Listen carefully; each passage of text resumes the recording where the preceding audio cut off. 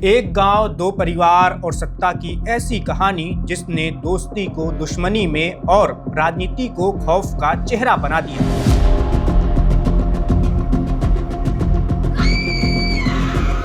इस चीज में खुशी नहीं है, मुझे राहत नहीं है। उन्होंने मेरे बड़े पापा को मारा था, फिर मेरे पापा को मारा, फिर मेरी बहन के साथ ये कांड हुआ। वो बाहर तो आ गए हैं लेकिन हम लोगों के ऊपर खतरा मंडरा रहा है।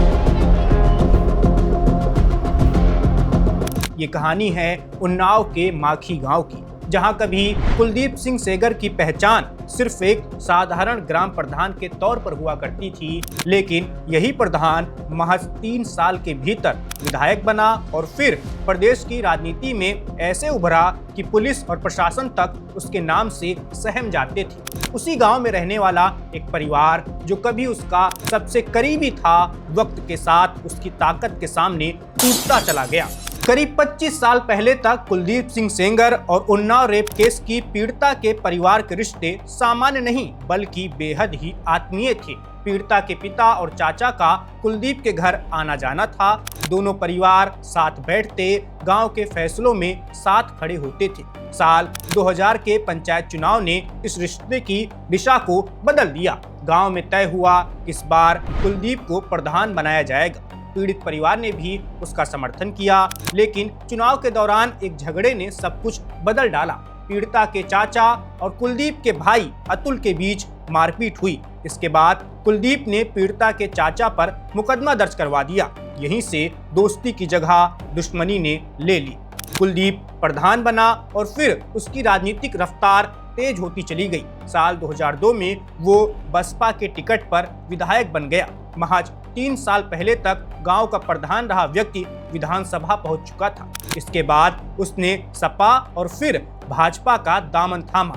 अलग अलग सीटों से चुनाव जीतते हुए वो उन्नाव के प्रभावशाली नेताओं में गिना जाने लगा।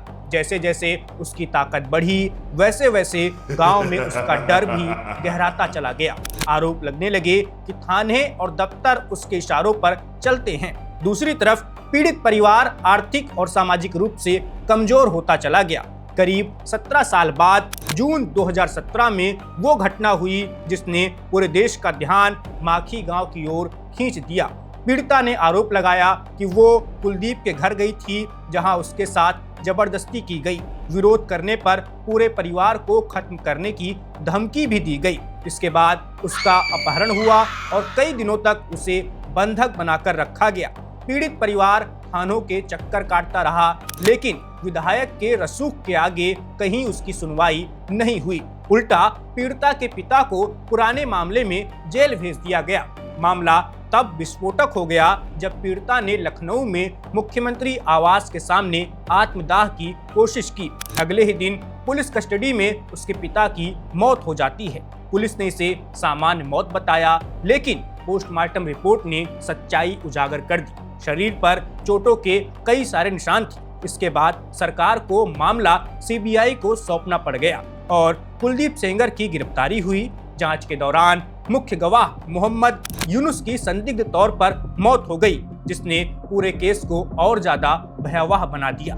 जुलाई 2019 में एक और बड़ा झटका लगा। रायबरेली में पीड़िता की कार को एक ट्रक ने टक्कर मार दी। हादसे में उसकी चाची और मौसी की मौके पर ही मौत हो गई, जबकि पीड़िता और उसका वकील गंभीर रूप से घायल हुए। ट्रक की नंबर प्लेट पर कालिक पुती थी, जिससे साजिश की आशंका और भी गहरी हो गई। मामला सुप्रीम कोर्ट पहुंचा और ट्रायल दिल्ली शिफ्ट कर दिया गया।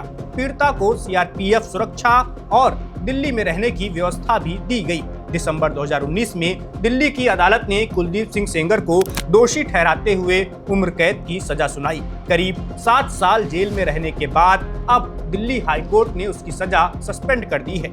इस फैसले के बाद पीड़िता और उसकी मां एक बार फिर सड़क पर उतर आई। इंडिया गेट के सामने धरने पर बैठी। पीड़िता का कहना है कि कुलदीप के बाहर आने से उसकी जान को खतरा है। इस चीज में खुशी नहीं है, मुझे राहत नहीं है। उन्होंने मेरे बड़े पापा को मारा था, फिर मेरे पापा को मारा, फिर मेरी बहन के साथ ये कांड हुआ। वो बाहर तो आ गए हैं लेकिन हम लोगों के ऊपर खतरा मंडरा रहा है। और अभी क्या पता बाहर आने के बाद हम लोगों को, मेरे पूरे परिवार को खत्म कर दे। अगर उनको बाहर निकाल दिया है तो हम लोगों को जेल के अंदर डाल दे, कम से कम हम लोगों की जान तो सुरक्षित रहेंगी वहाँ पर, मेरा परिवार सुरक्षित तो रहेगा, हम लोग जिंदा तो रहेंगे। इन लोगों के हाथ से मरने से तो अच्छा जेल की रोटी खा ले, वो ठीक रहेगा।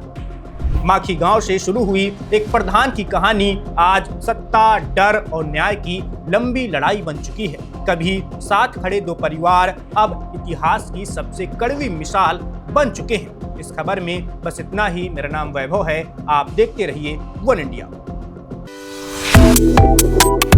Subscribe to One India and never miss an update.